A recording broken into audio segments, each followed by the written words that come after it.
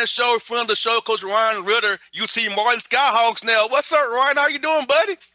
Man, I'm doing phenomenal. It's funny. It does sound a little different for you to say the Skyhawks, but yeah, I'm doing great. Excited to be here.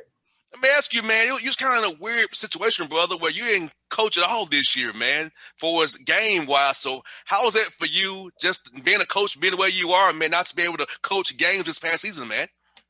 Well, I think you said it. We coached, just didn't get a chance to do it in the game. So, this particular year, our Bethune-Cookman decided to opt out, and it was challenging. You're the leader of these young men, and they're facing all kinds of different emotions. It's disappointment, it's anger, it's the unknown of what's next. And so for us, it was probably the biggest coaching job we did was guiding them through, some of the more emotional times of their life. And obviously it hurt. It was disappointing not to compete.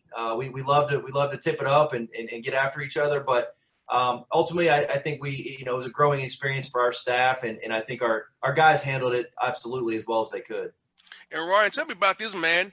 Bethune, the great city of Daytona in Florida, coming to Martin, man. Tell us about what appealed you to the UT Martin and the Skyhawks, man, and coming up here to OVC conference now, lead these Skyhawks here going forward, buddy.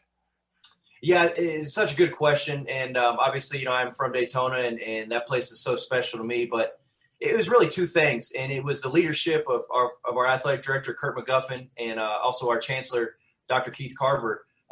That their vision, their leadership of where they want to take Tennessee Martin, not just as a basketball program, but as an institution, coupled with the fact that this town is really special. We've been here for 3 days now, I think, 4 days. And just the unwavering support and welcoming of not just myself, but our staff, our family, really has a chance to make this place special because of the small town feel and the impact that I think basketball can play. It's got a chance to be a really special situation. And pros that came out of UT Martin. I can remember Lester Hudson played for the Grizzlies for a while there. I came out of right there.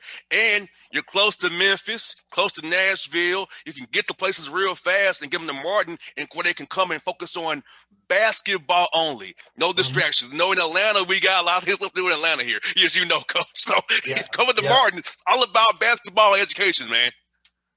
No, you got it right. And I think, obviously, Martin, we're 2.5 hours from Nashville, 2 hours from Memphis.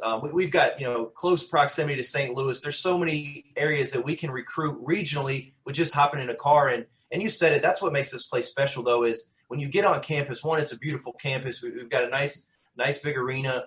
But the thing that when you get on campus, you get to focus on your craft, whether that be basketball, whether it be volleyball, whether that be academics, whether that be you're right here, and there isn't a lot of outside distractions. And I think you have a great chance to really create meaningful relationships with those people on and off campus.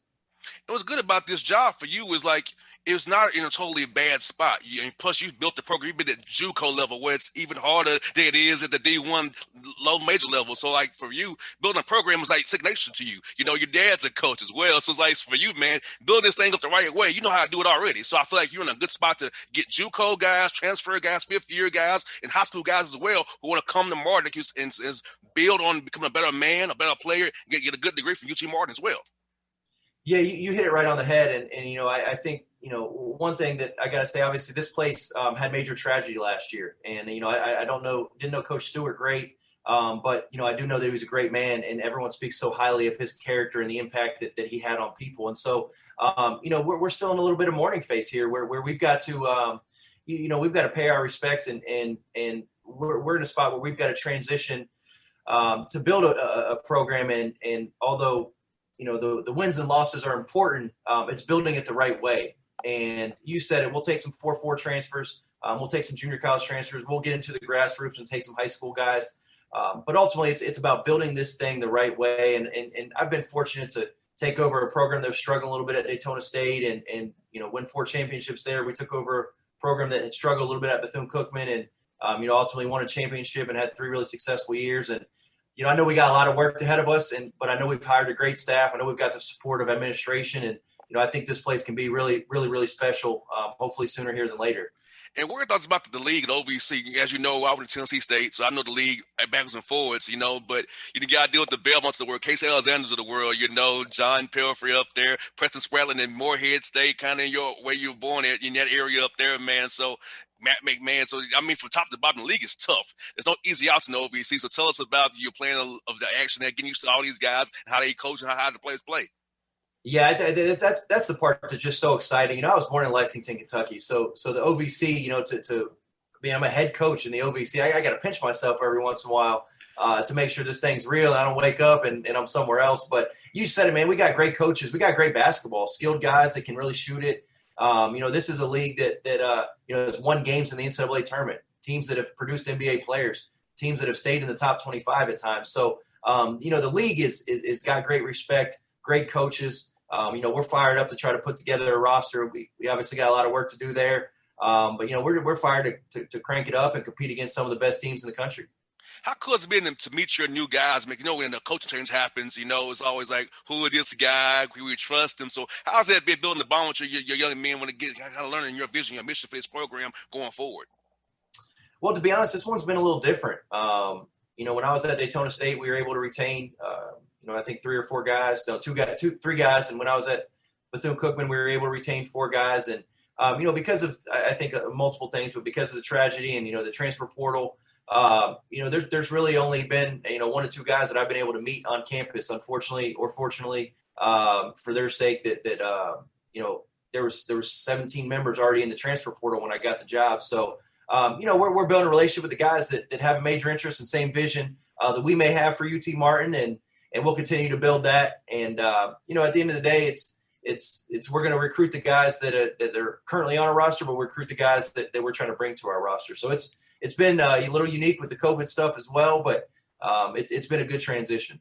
I hear that, man, because like you said, Martin is a cool place. You know, I have friends who go to UT Martin. They graduate from there, UT Martin. I would go up there on some off weekends from Tennessee State. So I know all about Martin, how I know how it's a dry county, too. Go to Fort Kentucky. I know the secrets of Martin, Tennessee, man. I know about it, man. So for anybody listening, kids, just give Coach Ritter a chance, man. He's a good guy. I endorse him. You know, if he's on my show, I endorse him. So, you know. Hey, there you go. I appreciate you. That means a lot. Yeah, so you got to go talk to him and have fun with that, man. Somebody has kids coach, and like I say, being overseas, like the league is such a great league, and you know, you guys are now down to 10 members now, but it's still the core is still there, and I feel like, you know, the traveling, the CMOs, I mean, East Illinois is new coach now, so the league is on a great spot, you know, and Murray's always good. So I feel like taking this job, man, leaving the MEAC and going to the SWAC Bethune is you come in the OVC, man. Being the guy where you're from, Lexington, man, come on, this is a perfect job for you, man.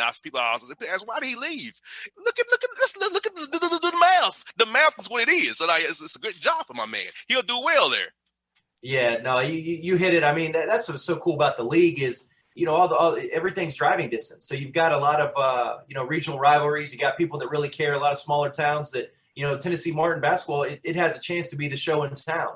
If we work really hard and get a good product out there and do a good job in the community, I think people can get really excited. And I think there's a lot of spots in the OVC that are like that. And then obviously, you know, you've got your Belmont who in Tennessee State that are in Nashville, but obviously do a great job of attracting people and interest there. So, yeah, I mean, it was a pretty much no-brainer for me, although unbelievably appreciative of my time at Bethune-Cookman.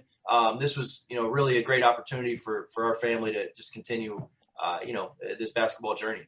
Tell us about your staff, man, because that's also key and important to have a great staff around you. Tell us about your staff that you hired. I saw you and made some announcements about this. Tell the listeners here about your staff, man, what they're going to be doing for you.